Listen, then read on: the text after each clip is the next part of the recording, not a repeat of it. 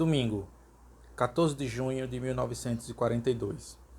Na sexta-feira, acordei às 6 horas. Pudera.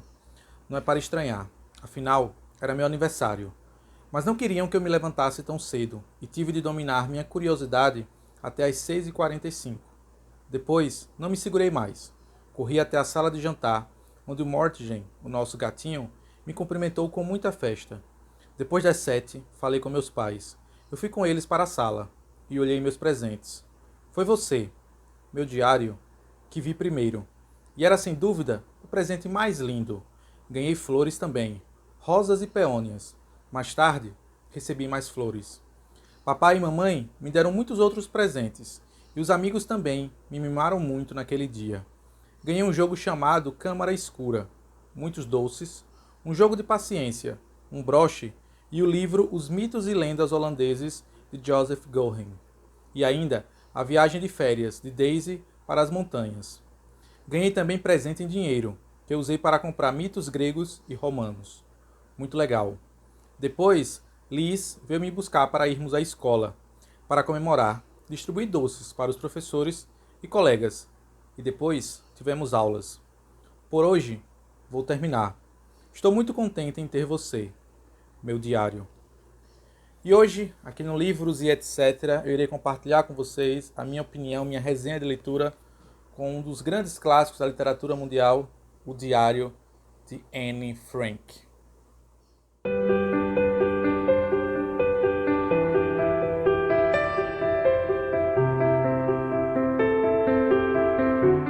Olá pessoal, sejam todos bem-vindos ao Livros etc. Eu me chamo Leonardo Lisboa e no vídeo de hoje eu irei resenhar com vocês, compartilhar a minha opinião, minha impressão com esse livro chamado O Diário de Anne Frank. Só lembrando, esse aqui é o livro do meu desafio de 12 livros para o ano de 2020. Esse aqui é o livro do mês de maio. Então hoje, nesse primeiro vídeo aqui do mês de junho, eu irei compartilhar com vocês a minha leitura desse livro, assim, fantástico. Na verdade é uma releitura. Eu li esse livro há muitos anos atrás, quando eu ainda era adolescente, e ter relido ele depois de velho, e agora nesse momento a qual todos nós estamos passando, que estamos meio que presos em casa, de certa forma, por conta da pandemia do coronavírus, me trouxe alguns relances interessantes que eu gostaria de compartilhar com vocês. Mas antes eu queria pedir que, se você não é inscrito, se inscreva, ative o sino para receber as notificações, lembrando que toda semana eu estou trazendo vídeos novos aqui para o canal. Deixe seu comentário, compartilhe e espalhe o vídeo para que mais pessoas possam conhecer aqui o Livros e etc. Tudo bem? Bom, vamos ao que interessa. Qual é a trama principal? Eu acredito que muitíssimas pessoas conhecem sobre a Anne Frank, quem foi a Anne Frank, e sobre o livro que ela escreveu enquanto ela, sua família e mais 4 pessoas estavam refugiadas numa casa. Isso durante, claro, o domínio do governo na Alemanha nazista por Hitler. Ela estava ali numa casa na cidade de Amsterdã, na Holanda, né? É ali onde a família dela, uma família judia, vivia. A família de Anne Frank. Ela tinha uma irmã mais velha chamada Margot e tinha, no caso, os seus pais. Então aqui o livro é passado dia após dia. Claro, alguns dias, nem todos, porque nem sempre a Anne Frank escreve aqui no seu diário. Mas é curioso perceber, pelo menos eu consegui notar isso, a evolução na própria escrita da Anne Frank. Porque quando a Anne Frank ganha esse diário e ela começa a escrever, isso por volta de 1942, junho, se não me falha a memória, de 1942, a escrita da Anne é uma escrita... junho de 1942, exatamente. Foi o primeiro dia em que ela escreveu aqui no diário. Inclusive, essa minha edição, vou deixar aqui na descrição, se possível, tem algumas fotos, inclusive, umas fotos muito bonitas, fotos oficiais de Anne Frank, da sua família e das pessoas que viviam com ela ali naquele refúgio, por assim dizer.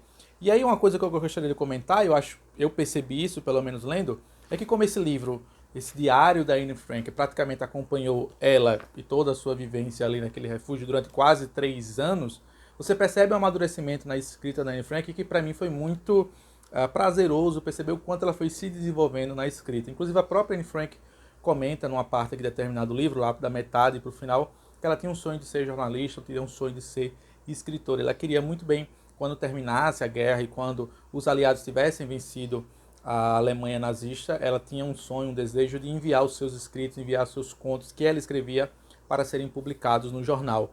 Inclusive essa edição, como eu já falei, ela é muito legal porque ela tem inclusive alguns desenhos oficiais feitos pela Anne Frank. Só lembrando, o Diário Oficial de Anne Frank existe até hoje, inclusive está é possível você visitar a casa onde a Anne Frank se refugiou, inclusive até hoje lá na cidade de Amsterdã, na Holanda. Só para vocês terem uma ideia, aqui é uma foto.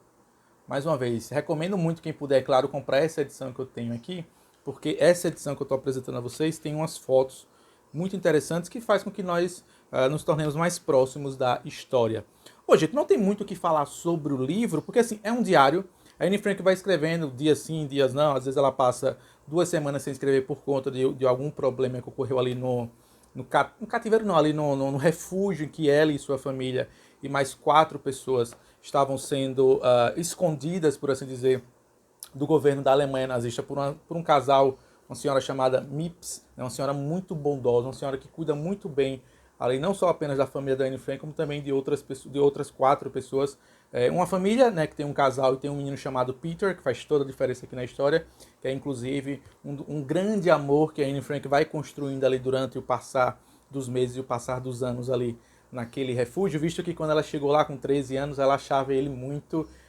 enfim, um garoto insuportável. Ele é um pouco mais velho que ela, uns 2, 3 anos à frente que ela. E com o passar dos meses, com o passar dos anos, a Anne Frank vai se sentindo um tanto quanto solitária ali naquele espaço, porque ela comenta que várias vezes durante a escrita do seu diário, que ela não se dá muito bem com a mãe, que a mãe trata ela como se fosse uma criança, e tem uma certa preferência pela Margot, que é a irmã mais velha da Anne Frank.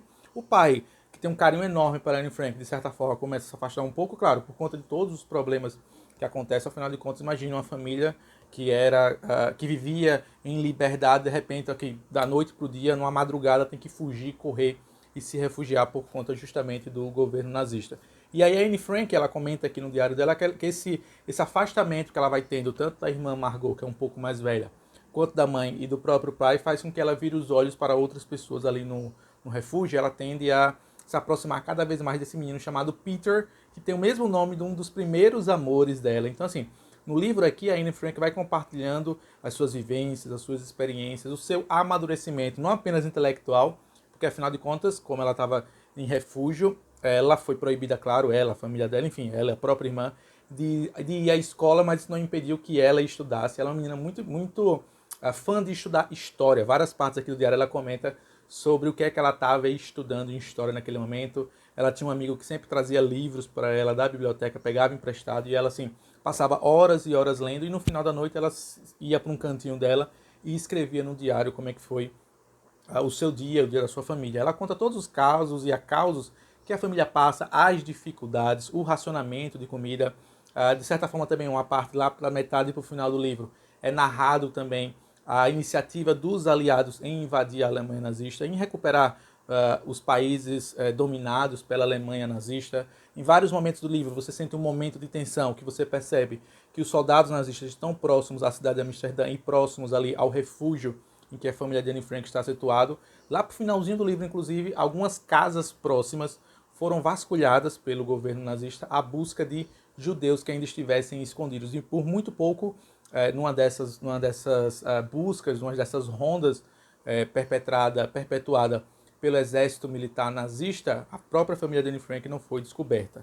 É óbvio que o final da história provavelmente todo mundo conhece. Isso aqui eu não gosto muito de dar spoiler, eu recomendo todo mundo que leia. Mas nesse caso aqui não tem como fazer diferente, porque afinal de contas, a maior parte das pessoas sabem que a Anne Frank e a sua família foi descoberta um pouco antes da vitória dos aliados na Segunda Guerra Mundial, e a própria Anne Frank e a sua família foram enviadas a um campo de concentração. Passaram-se quase 3 anos ali nesse refúgio, e a própria Anne Frank, infelizmente, veio a ter sua vida ceifada em um campo de concentração, ainda quando Hitler dominava a Alemanha nazista. Mas de toda forma, esse final que eu estou trazendo aqui a vocês estraga a surpresa, estraga a leitura do livro. É um livro muito bom, assim, a leitura muito prazerosa. Você enxergar todo aquele momento conflituoso de Segunda Guerra Mundial pelos olhos de uma menina de 13 anos que vai amadurecendo ao passar dos anos, ao passar, a própria escrita dela vai evoluindo muito. Por exemplo, você vê aqui o último escrito dela, antes da invasão, antes da descoberta do esconderijo dela e da sua família por parte dos soldados nazistas, e você compara, por exemplo, com o primeiro escrito dela, você vê uma diferença assim, exuberante nas palavras com a qual a Anne Frank passou a escrever com o passar dos anos. Então assim, gente, eu queria recomendar, é óbvio, eu acredito que esse é um livro que todas as pessoas deveriam ler, o Diário de Anne Frank. Existem inúmeras versões na internet dessa obra, inclusive versões gratuitas, versões em PDF, Eu recomendo essa versão em específico, porque foi uma versão que eu comprei, se não me falha a memória, em um sebo, por um valor muito, muito em conta, e me surpreendeu justamente por ter, no caso, fotos autênticas da Anne Frank, da sua família. Então aqui mesmo no final do livro, por exemplo, permitam-me mostrar a vocês, além de fotos, claro, da Anne Frank e da família, vejam, só para vocês terem uma ideia, onde era o refúgio que Anne Frank e a sua família se esconderam. Inclusive, como eu falei, casa essa que existe até hoje em Amsterdã e pode ser visitada, e encontra-se inclusive a cópia, os escritos original do que originou, é óbvio, o diário da Anne Frank. Essa senhorinha aqui é a senhorinha Miep, que era a dona da casa que recebia a Anne Frank.